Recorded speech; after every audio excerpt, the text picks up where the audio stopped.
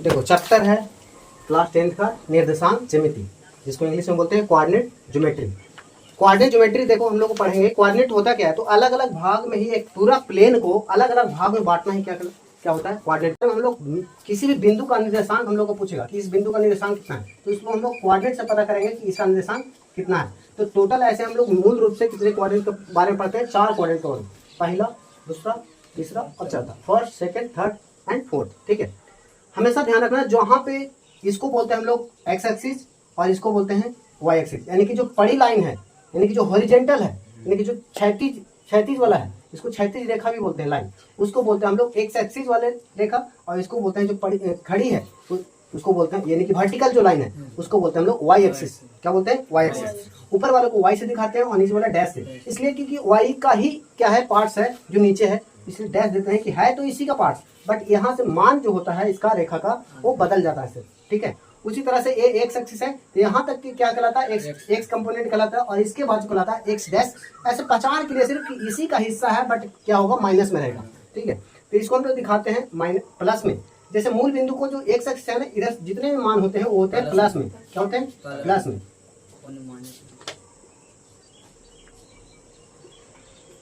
इस तरफ जो मूल बिंदु का जो लेफ्ट साइड होते हैं वो होते हैं माइनस में, -1, -2, -3, -4, -5। ठीक, इसी तरह से -1।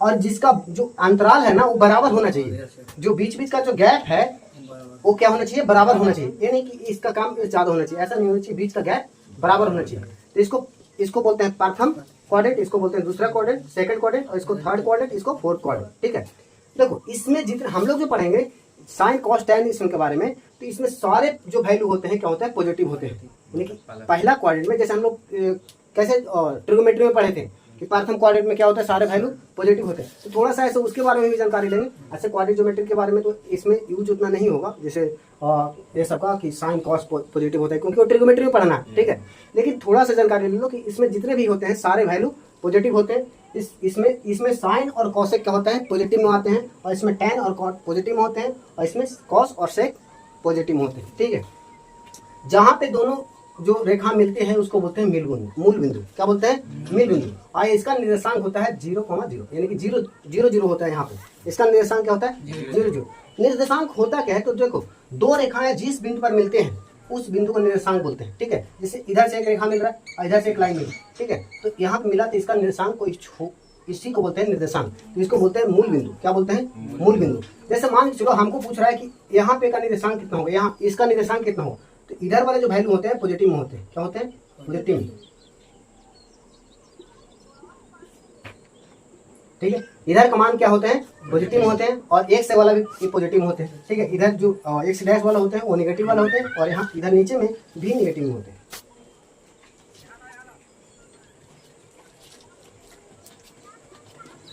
समझ में आया, नीचे वाले वैल्यू क्या होते हैं, नेगेटिव में, और लेफ्ट साइड वाले भी वैल्यू मान होते हैं नेगेटिव में। यानी कि एक्स के जो एक्स डैश वाले वैल्यू हैं 0 से O से लेकर के यहाँ पे एक्स डैश तक वैल्यू क्या होते हैं, नेगेटिव में होते हैं, और यहाँ से भी नीचे वाले मान क्या होते हैं, नेगेटिव में होते हैं। ठीक है, तो देखो इसको बोलते हैं मूल बिंदु। अगर कोई पूछ लिया कि यहाँ इस बिंदु का निर्देशांक कितना है, तो देखो इधर से एक रेखा खींचोगे।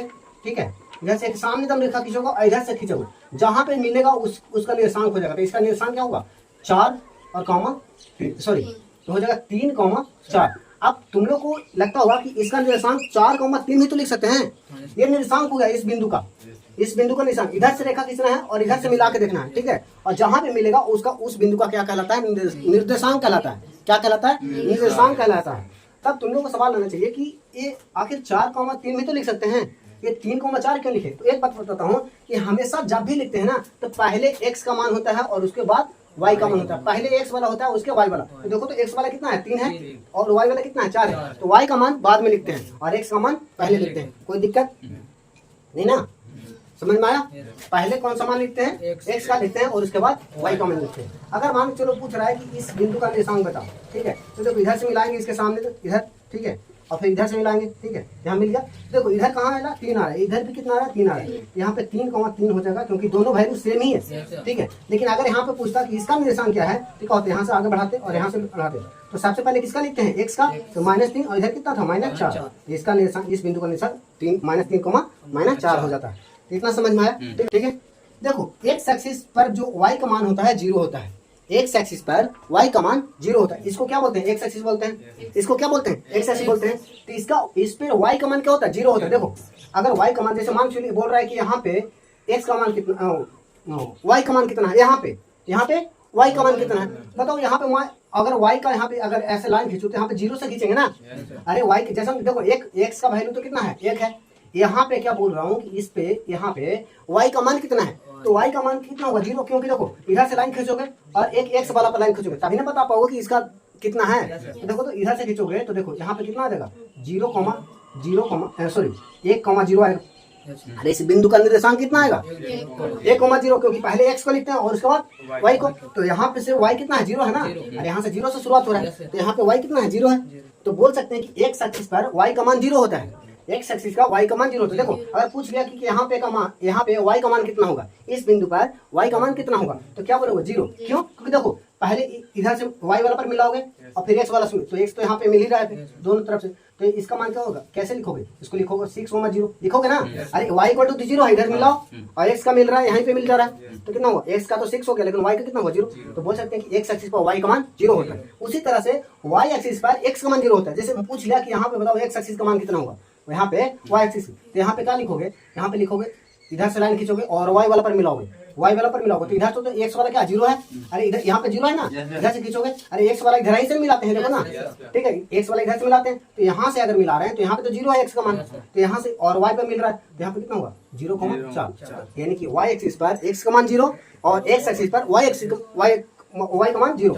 एक बात और समझो, देखो अगर पूछ लिया, जैसे मान चलो कोई पूछ लिया कि यहाँ पे इसका निर्देशांक कितना है, तो देखो अभी बोल रहा हूँ कि जैसे इसको ऐसे मिलाते हो, इसको ऐसे मिलाते हो, ठीक है, मिलाते हो ना, और वही यहाँ पे कहना कि यहाँ पे पूछ ले तो इधर से मिलाओगे और इधर से मिलाओगे तो यहाँ पे मिल जाएगा, और इधर से मिलाओगे तो यहाँ पे मिल जाएगा, तो यहाँ पे क्या होगा? 0,3 होगा कि नहीं। यहाँ पे जैसे मिला रहा हूँ तो यहाँ पे कितना हो जाएगा? 2,3।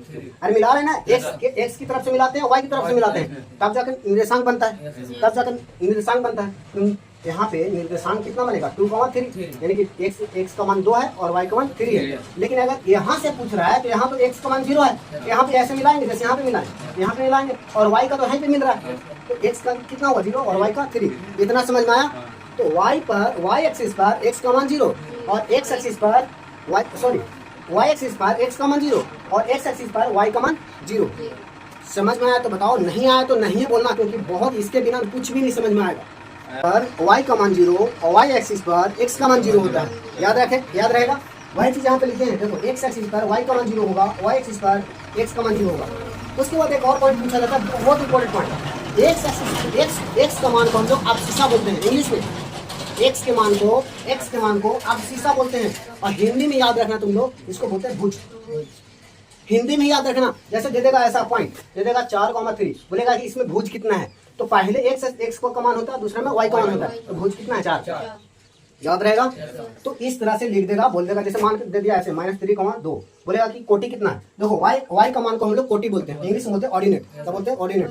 तो y का मान कितना है? देखो y दूसरा में होता है ना, पहले x लिखा था उसके बाद y लिखा था, तो y कितना है? 2 है, यानी कि कोटि कितना है? 2 है। तो दूसरा में कोटि होता है और पहला में भुज होता है, याद रखना। तो याद रहेगा, जैसे कोटि और भुज में कोई कंफ्यूजन? अरे समझ गए हो? ठीक है, कोई दिक्कत है?